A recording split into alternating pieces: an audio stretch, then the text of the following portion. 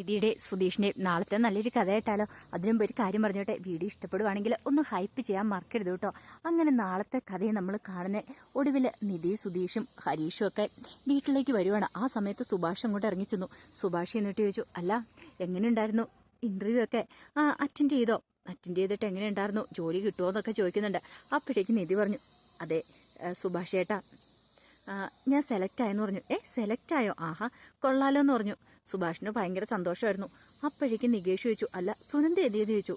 സുനന്ദയോ? എന്തോ ഒന്നും അറിയത്തില്ലാത്ത മട്ടില്. സുനന്ദ ഉണ്ടായിരുന്നല്ലോ എവിടെയെന്ന് പറഞ്ഞു. അല്ല അതിങ്ങനെ നീ കാണുന്നേ? ഞാൻ കുറച്ച് സമയമായി ഇവിടെ വന്നു കഴിഞ്ഞപ്പോൾ സുനന്ദയായിട്ട് സുഭാഷയുടെ സംസാരിക്കുന്നുണ്ടു. എന്നിട്ട് നീ എന്താടാ അകത്തേക്ക് കയറി വരായിരുന്നേ? എനിക്കറിയാവോ എന്തിനാ അവള് വന്നേന്ന്. ഇനിയിപ്പോൾ അവള് വന്നതിന്റെ പിന്നില് അവളുടെ അച്ഛനും അമ്മയൊക്കെ വന്ന് വല്ല പ്രശ്നം ഉണ്ടാക്കുമെന്ന് ഭയന്ന് ഞാനിതേ സുധീഷേണ്ണെ ഹരീഷേണ്ണെ ഒക്കെ വിളിച്ചു വരുത്തിയെന്ന് പറഞ്ഞു. ആഹാ കൊള്ളാം, അവള് വന്നിട്ട് അവള് പോയില്ലേടാ, അതിനവൾ ഇവിടെ നിൽക്കാൻ വേണ്ടി വന്നാണെന്ന് ചോദിച്ചു. അപ്പോഴേക്ക് സുധീഷ് ചോദിച്ചു, അവൾ എന്തിനാ ഇങ്ങോട്ടേക്ക് വന്നേന്ന് ചോദിച്ചു. എന്തിനാന്നോ? അവള് വന്ന എന്നോട് യാത്ര പറയാനായിട്ട്. യാത്ര പറയാനോ? അതെ, അവള് പോകുവാണ്, അപ്പം യാത്ര പറയാൻ വേണ്ടി വന്നാ. അപ്പോഴേക്കും ഹരീഷ് പറഞ്ഞു, അതിൻ്റെ വല്ല ആവശ്യം ഉണ്ടായിരുന്നോ? അവൾക്ക് അങ്ങോട്ട് പോയാൽ പോരായിരുന്നോ? പോയ വഴി അങ്ങോട്ട് പോയാൽ പോരായിരുന്നോ?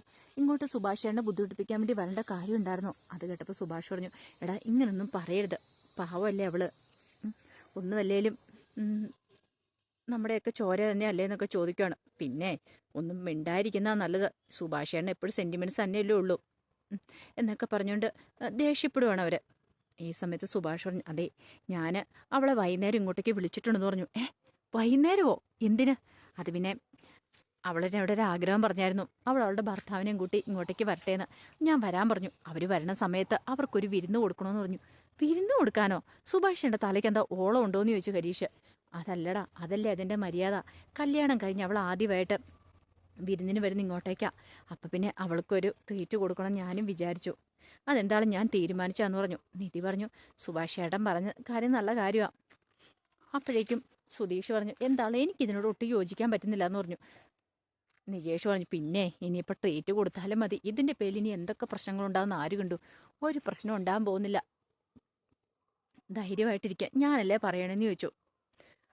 പക്ഷേങ്കിൽ അതൊന്നും നികേഷിനും ഹരീഷിനൊന്നും ഉൾക്കൊള്ളാൻ പറ്റുന്ന കാര്യമായിരുന്നില്ല. അങ്ങനെ വൈകുന്നേരം ആയി കഴിഞ്ഞപ്പോഴത്തേനും സുഭാഷ് പോയി കുറേ സാധനങ്ങളൊക്കെ മേടിച്ചുകൊണ്ട് വന്നു. അങ്ങനെ അടുക്കളയിൽ തിരക്കിട്ട പണിയിലാണ്. നിധിയും കൂടെ കൂടി.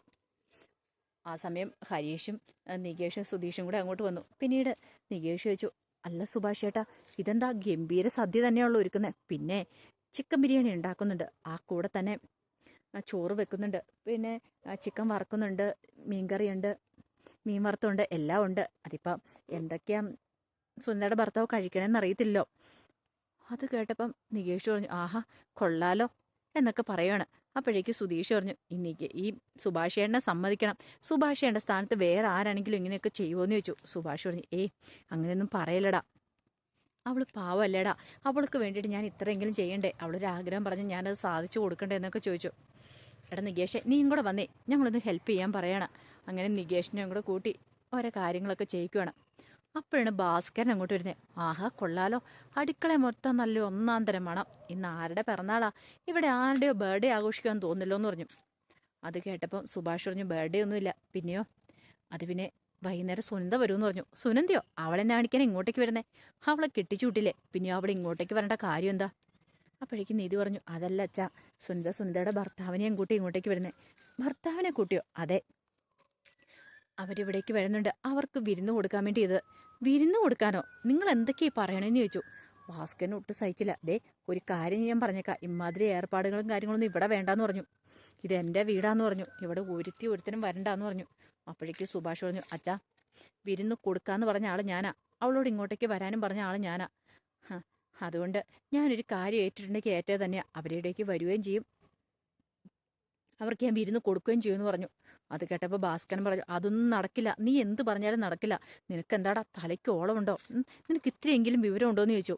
നീ ഇതെന്തു ഭാവിച്ചത്? ഇനി അവരെ വിളിച്ച് വിരുന്ന് കൊടുത്തിട്ട് വേണം അവളുടെ അമ്മ അതിന് പേര് പ്രശ്നം ഉണ്ടാക്കാനായിട്ട്. അപ്പോഴേക്കും സുഭാഷ് പറഞ്ഞു, ഒന്നുമില്ലേലും അച്ഛൻ്റെ പെങ്ങളുടെ മോളല്ലേ, ആ പരിഗണനെങ്കിലും കൊടുത്തുകൂടെന്ന് ചോദിച്ചു. പെങ്ങളുടെ മോള് ഒരേ വയറ്റിൽ നിന്ന് വന്ന, പക്ഷേങ്കിൽ അവളുടെ സ്വഭാവം മഹാവൃത്തിയായിട്ട് സ്വഭാവമാണ്, അവളെ ഒരിക്കലും എനിക്ക് ഉൾക്കൊള്ളാൻ പറ്റില്ല. അവളും ശരിയാ, എൻ്റെ ചേട്ടൻ എന്ന് പറയുന്ന ഒരുത്തരുണ്ടല്ലോ ഗംഗാധരൻ, അങ്ങേരും കണക്കാന്ന് പറഞ്ഞു. ഒറ്റ ഓണത്തിനും വീട്ടിൽ പോലും കയറ്റാൻ കൊള്ളില്ല എന്ന് പറഞ്ഞു. അപ്പോഴേക്കും സുഭാഷ് പറഞ്ഞു, അച്ഛൻ എന്തൊക്കെ വേണമെങ്കിലും പറഞ്ഞു. പക്ഷേ സുനന്ദയുടെ കാര്യം അങ്ങനെയല്ല. സുനന്ദ പാവമാണ്, അറിയാലോ. അവൾ ഈ വീട്ടിലേക്ക് വന്നതാ. പക്ഷെ ഞാനാണ് അവളെ തിരിച്ചു പറഞ്ഞയച്ചേ. അവൾക്ക് ഇപ്പോഴും അതിൻ്റെ വിഷമമുണ്ട്, പാവം അവള്. അതുകൊണ്ട് അവൾക്ക് എനിക്ക് ട്രീറ്റ് കൊടുത്താൽ മതിയാവുള്ളൂ പറഞ്ഞു. ഒടുവിലെ ഭാസ്കര സമ്മതിക്കാതെ വന്നു കഴിഞ്ഞപ്പോൾ സുഭാഷ് പറഞ്ഞു, അച്ഛൻ വേണമെങ്കിൽ ഇവിടെ നിന്നാൽ മതി, അച്ഛൻ അല്ലെങ്കിൽ ആ സമയത്ത് പുറത്തേക്ക് വയ്ക്കോ, പിന്നീട് വന്നാൽ മതി എന്ന് പറഞ്ഞു. ഭാസ്കരൻ പറഞ്ഞു, നീക്ക് എന്ത് വേണം ചെയ്യുക, ഞാനൊന്നും പറയുന്നില്ല എന്ന് പറഞ്ഞ് ദേഷ്യപ്പെട്ട് അവിടെ നിന്ന് അങ്ങോട്ട് ഇറങ്ങി പോവാണ്. അപ്പോഴേക്ക് സുധീഷ് പറഞ്ഞു, ഞാൻ എന്താണല്ലോ അച്ഛനോടൊപ്പം, കാരണം അച്ഛൻ പറയുന്നതിൽ ന്യായമുണ്ട്. സുഭാഷാണ് ഇത് എന്ത് ഭാവിച്ചാന്ന് ചോദിച്ചു. നീ ഒന്നും മിണ്ടാതിരിക്കാൻ പറഞ്ഞു. ഇതേ സമയത്ത് സുനന്ദയ്ക്ക് കൊണ്ടുള്ള സാധനങ്ങളൊക്കെ എടുത്ത് പെറുക്കി വെക്കുവാണല്ലോ ലളിത. തനയും ചോദിച്ചാൽ എല്ലാം എടുത്ത് പെറുക്കി വെച്ചിട്ടുണ്ടല്ലോ അല്ലേ? എല്ലാം എടുത്ത് വെക്കുക, കുറേ പലഹാരങ്ങളൊക്കെ എടുത്ത് വെക്കണം, അവർ പോകുമല്ലേ. ഈ സമയത്ത് ഗംഗാധരൻ പറഞ്ഞു, എത്രയും പെട്ടെന്ന് പോയാൽ മതിയായിരുന്നു. തനയും പറഞ്ഞു, അത് ശരിയാ, ഇവിടെ നിൽക്കുന്ന ഓരോ നിമിഷം ചങ്കിനകത്ത് തീയാ. ആ സുഭാഷിൻ്റെ കാര്യം എങ്ങാനും ചെറുക്കനെങ്ങാനും അറിയുവാണെങ്കിൽ. അല്ലടി ലളിതേ, അവരെന്ത് ചെയ്യുന്നു ചോദിച്ചു. അവർ മുറിയിലുണ്ട്, അവർ റെസ്റ്റ് എടുക്കുകയെന്ന് പറഞ്ഞു. ആണോ? സമാധാനം. എൻ്റെ ദൈവമേ, നമ്മുടെ മോളുടെ കാര്യം ഒന്നും പറയാൻ പറ്റില്ല, അവൾക്ക് എപ്പോഴാണ് നേരബേദെന്നും പറയാൻ പറ്റില്ല. ഇനി ആ സുഭാഷിനെ കാണണമെന്ന് പറഞ്ഞ് അങ്ങോട്ടെങ്ങനും പോയാൽ തീർന്നു. ഇവിടുന്ന് എത്രയും പെട്ടെന്ന് അവരൊന്ന് പോയാൽ മതിയായിരുന്നു പറഞ്ഞു. ലളിത പറഞ്ഞു, എനിക്കും അതാ ചിന്ത. അവൾ പോകുന്ന കാര്യം ഓർക്കും വിഷമമുണ്ട്, പക്ഷെ അവൾ പോയാലേ എനിക്കൊരു സമാധാനം വരത്തുള്ളൂ എന്ന് പറഞ്ഞു. അപ്പോഴേക്ക് സുനന്ദ അങ്ങോട്ടേക്ക് വന്നു. സുനന്ദ റെഡി ആയിട്ടുണ്ടായിരുന്നു. ഇതെന്താ മോളെ, നീ റെഡിയായിട്ട് വന്നിരിക്കുന്നത്, എവിടെയെങ്കിലും പോവാണെന്ന് ചോദിച്ചു. അതെ, ഞാനും അശ്വനും കൂടെ ഒന്ന് പുറത്ത് പോവാം. എൻ്റെ അശ്വൻ എന്തിയെ? മുറിയിലുണ്ടെന്ന് പറഞ്ഞു. ആ സമയത്ത് ലളിത ചോദിച്ചു, അല്ല നിങ്ങൾ എങ്ങോട്ടാ പോന്നേ? ഞങ്ങൾ സുഭാഷേൻ്റെ വീട്ടിലേക്കാ.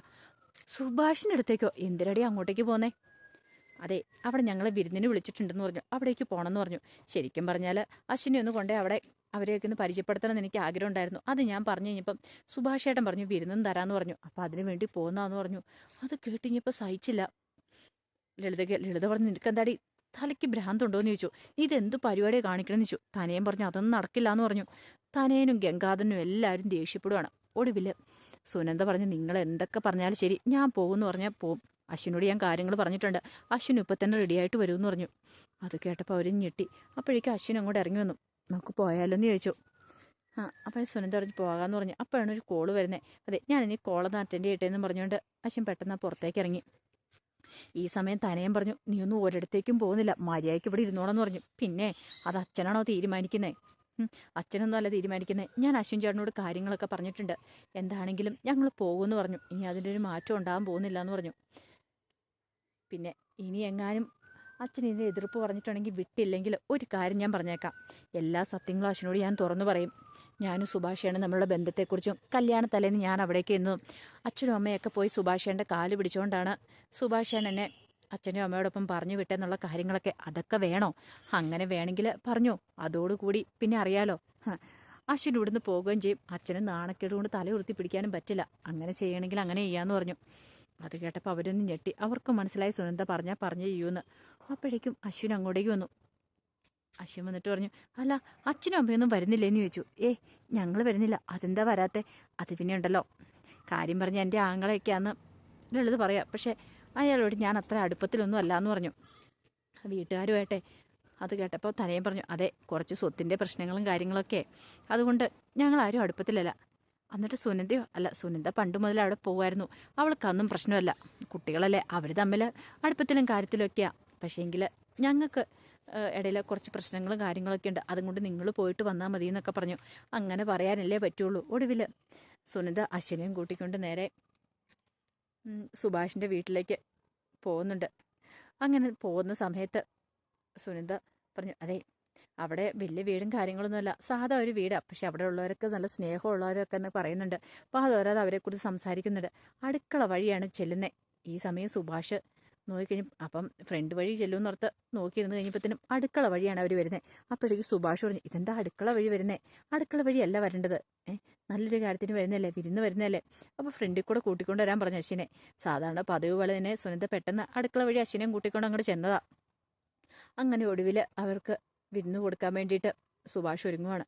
അപ്പോൾ അതിൻ്റെ വിശേഷങ്ങളൊക്കെ നമ്മൾ കാണുന്നത്. ആ വിശേഷങ്ങൾക്കായി നമുക്ക് എല്ലാവർക്കും കാത്തിരിക്കാട്ടോ. ഒരിക്കൽ കൂടി എല്ലാവർക്കും ശുഭരാത്രി നേർന്നുകൊണ്ട് നിർത്തുന്നു. നന്ദി.